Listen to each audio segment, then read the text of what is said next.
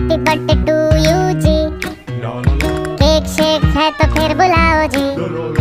ऐसे ही तुम बुढ़े होते रहोगे, हमको उससे क्या मतलब बताओ जी।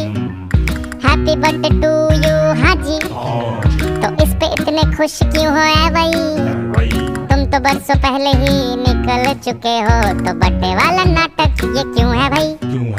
कैंडल शैंडल फूंक से बुझा के, बेसुरों की भीड़ फालतू में लगवा के, बर्थडे वाला सॉन्ग जोर जोर से गवाते हो, हमसे ताली शाली का हजामत करवाते हो। ये सब नौटंकी फिर भी चलो झेल लें, केक शेक और स्टार्टर्स भर भर के आए प्लेट में, घर जाके फिर से डिनर न मंगवाना हो, चूहे ना दौड़े पेट में रात के 1:45। हैप्पी बर्थडे टू यू जी।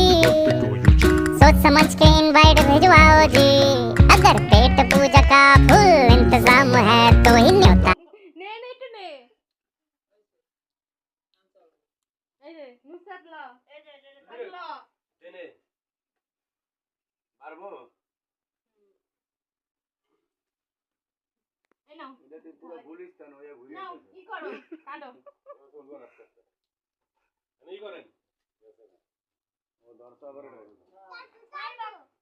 লম্বা লম্বা করে পিস করো।